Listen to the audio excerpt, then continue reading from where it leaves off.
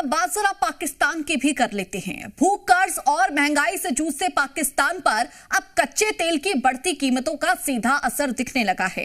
वहां के प्रधानमंत्री शहबाज शरीफ ने खर्चों में भारी कटौती का ऐलान कर दिया है। विदेश दौरों पर रोक, सांसदों की सैलरी में कटौती और मंत्रियों तक के वेतन रोके जा रहे हैं। पेट्रोल और डीजल की कीमतों में करीब 20% की बढ़ोतरी वहां पर है। अब हालात वहां पर ऐसे हो गए हैं कि स्कूल भी बंद होने की कगार पर है। रिपोर्ट देखिए।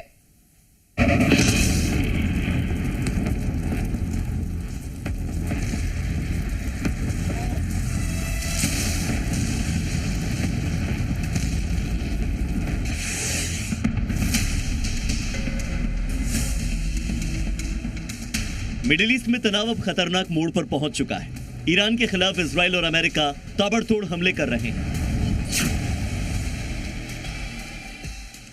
वहीं ईरान भी इजराइल ही नहीं बल्कि अरब देशों में मौजूद अमेरिका के अलग अलग ठिकानों को निशाना बना रहा है। यानी जंग थमने की बजाय और ज्यादा घातक होती जा रही है, जिसका असर अब कई अन्य देशों पर पड़ने लगा है। जंग के दौरान कई अहम सैन्य ठिकानों के साथ ही तेल से जुड़े इंफ्रास्ट्रक्चर को भी निशाना बनाया जा रहा है। अमेरिका और इजराइल के हमलों से ईरान के कई तेल डिपो और भंडारण केंद्रों को नुकसान पहुंचा है, जिससे सप्लाई चेन प्रभावित होने का खतरा और बढ़ गया है। तेल भंडारण और ट्रांसपोर्ट नेटवर्क पर हमलों ने पूरी दुनिया की चिंता बढ़ा दी है, क्योंकि अगर मिडिल ईस्ट की सप्लाई प्रभावित हुई तो वैश्विक बाजार में कच्चे तेल की कीमतों में बड़ा उछाल आ सकता है और इसका असर अभी से दिखने लगा है। कच्चे तेल की कीमत $100 के पार पहुंच गई है और इस वजह से पाकिस्तान में हाहाकार मचा है।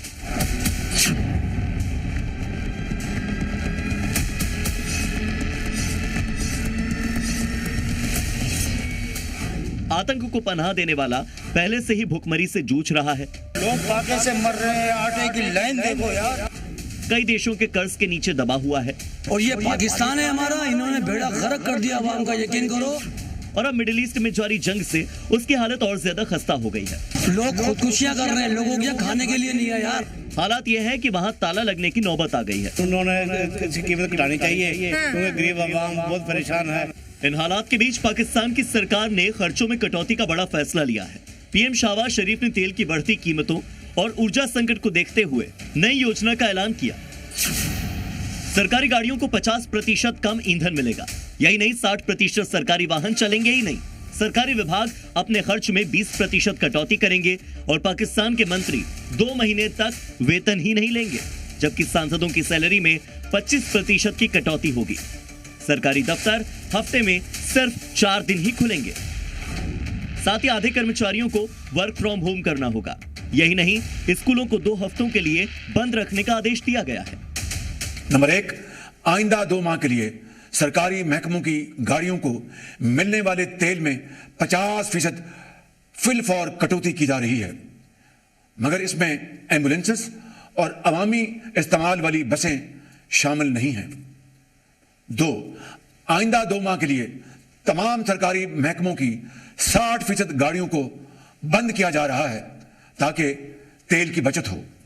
नंबर 3, आइंदा 2 माह के लिए काबीना के अरकान, वज़रा, मशीरान और मावनीन खसूसी तनख्वाह नहीं लेंगे।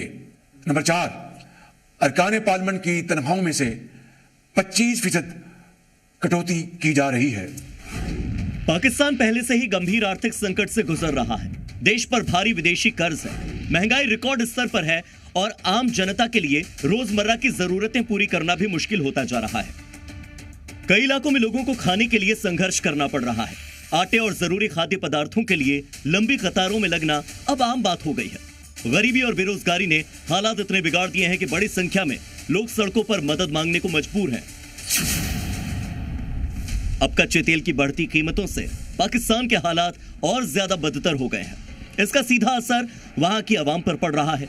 पाकिस्तान में पेट्रोल और डीजल की कीमतों में करीब 20% की बढ़ोतरी हुई है।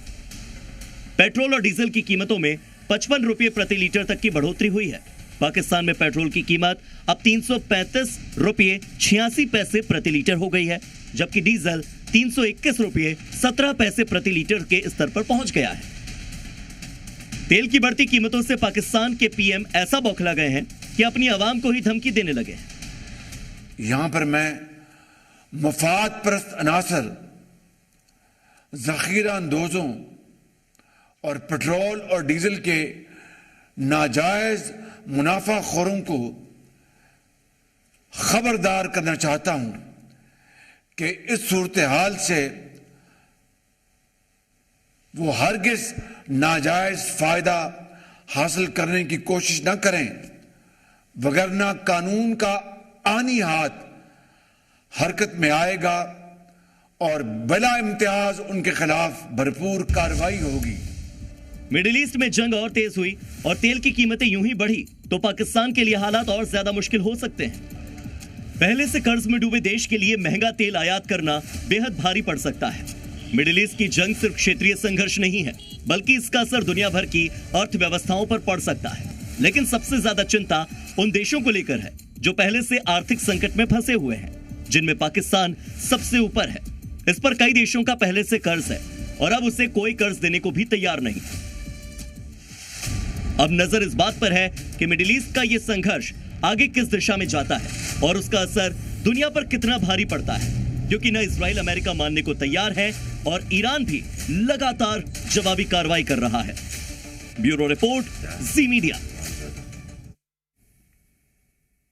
तो देखिए, दुनिया पर एक नया संकट मंडरा रहा है। पेट्रोल डीजल की बढ़ती कीमतें माथे पर चिंता की लकीर खींच रही है। देश में पेट्रोल डीजल की स्थिति को लेकर हमारी ये रिपोर्ट देखिए।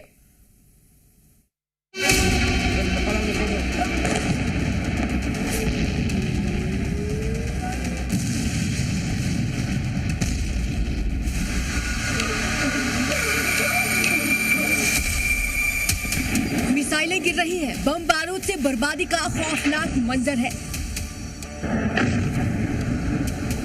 मिडिल ईस्ट आग में झुलस रहा है। इस बीच दुनिया पर एक नया संकट भी मंडरा रहा है। पेट्रोल डीजल की बढ़ती कीमतें माथे पर चिंता की लकीरें खींच रही हैं। भारत अपनी 85% से ज्यादा जरूरत के लिए कच्चा तेल आयात करता है और इस वक्त कच्चा तेल $100 प्रति बैरल तक पहुंच गया है। ऐसे में सवाल यह है कि क्या भारत में तेल संकट पैदा होगा? भारत के पास कितने दिनों तक तेल भंडार है? संकट से निपटने के लिए क्या है तैयारी? क्या पूरी होगी भारत की ऊर्जा जरूरतें? आज की तारीख में ये सवाल हर किसी के जहन में है, लेकिन भारत सरकार का दावा यह है कि स्थिति अभी पूरी तरह नियंत्रण में है। सरकार की माने तो भारत में भी पेट्रोल और डीजल की कीमतें बढ़ाने की जरूरत नहीं है, क्योंकि देश के पास तेल का पर्याप्त स्टॉक है। देश में किसी भी पंप पर पेट्रोल और डीजल की कोई कमी नहीं है। भारत ने हॉर्मुज़ स्ट्रेट के बाहर के रास्तों से कच्चे तेल का आयात तेज कर दिया है। दुनिया में बढ़ते तेल संकट पर मोदी सरकार की इंडिया फर्स्ट नीति है। अधिकारियों का कहना है कि जब तक अंतर्राष्ट्रीय बाजार में कच्चे तेल की कीमत $130 प्रति बैरल के पार नहीं जाती, तब तक घरेलू बाजार में कीमतें स्थिर बनी रहेंगी।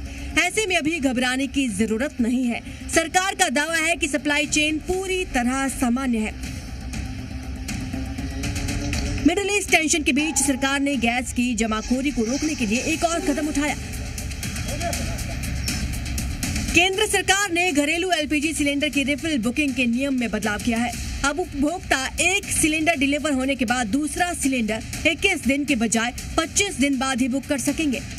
सरकार का मानना है कि वेटिंग पीरियड को 25 दिन करने से बेवजह की बुकिंग पर लगाम लगेगी। इससे उन लोगों को आसानी से सिलेंडर मिल सकेगा जिन्हें वाकई इसकी जरूरत है। वहीं सरकार ने विमानों में इस्तेमाल होने वाले एविएशन टरबाइन फ्यूल यानी ATF को लेकर भी स्थिति साफ की है।